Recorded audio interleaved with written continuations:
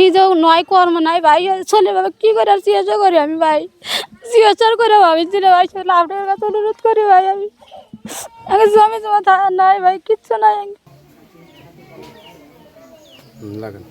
চোখে কালো চশমা, সামনে অনিশ্চিত ভবিষ্যৎ, এভাবেই দিন কাটছে বগুড়ার শেরপুর উপজেলার দক্ষিণ আমইন হঠাৎপাড়া গ্রামের বাসিন্দা মোহাম্মদ মামুন মিয়ার।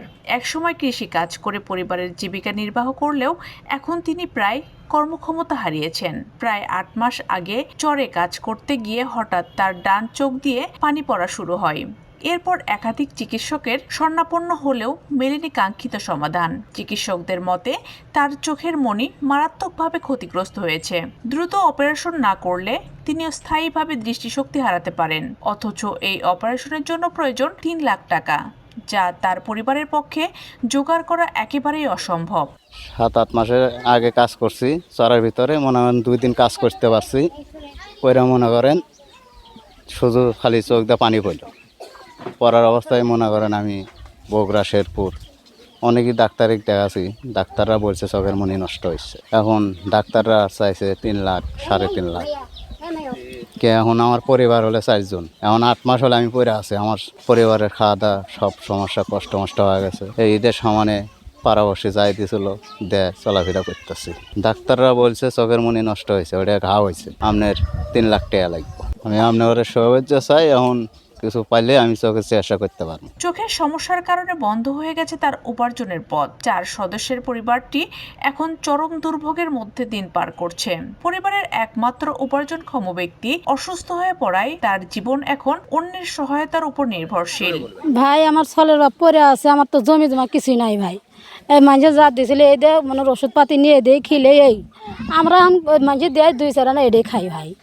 এটাই আঙের ছোটাটা বাচ্চা আছে, 2টা বাচ্চা তো খিলেন লাগে, নিজেও নয় কর্ম নাই ভাই, ছেলে বাবা কি করে আর চিকিৎসা করি আমি ভাই, চিকিৎসার করে ভাবি ছিল ভাই, ছেলে আপনার কাছে অনুরোধ করি ভাই, আমি আগে জমি জমা নাই ভাই, কিচ্ছু নাই। চিকিৎসাপাতি মাঝে টিয়া পয়সা দিয়েছিল, তাই দিয়ে চিকিৎসাপাতি করলাম, আর নাই ভাই, আর করে রইতেছি না।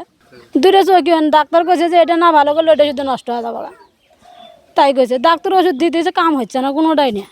চোখের সমস্যার কথা কইলে ওষুধ দিতেইছি আমরা, এই 8-9 মাসের ওষুধ দিতেইছি, কাম হয় না ভাই। ওই যে ইয়ে দেওয়াটালাম কয় আপনার চোখের মনি নষ্ট হয়েছে, 3 লাখ টাকা নিয়েছেন। আবার ওই জাহাজেতে ডাক্তার আসছিল পুবে, ওটিয়ে দিয়ে পাঠাচ্ছিলাম, তাও কয় চোখের মনি আপনি নষ্ট হয়ে গেছে, 3 লাখ টাকা নিয়েছেন। যাই যেটি কয় সেটি দেওয়া বাটাই ভাই, মানুষের টিয়া পয়সা যাই দেয়, বাজার সাথে খাই না দেয়, খালি ওরই চিকিৎসা করতেছি আমরা, তাও ভাই আর পাইতেছি না আমরা। অভাব অনটনের কারণে মামুনের বড় সন্তানের পড়াশোনাও বন্ধ হয়ে গেছে। চিকিৎসার জন্য আগে যে সামান্য সহায়তা পাওয়া গিয়েছিল তা প্রায় শেষ।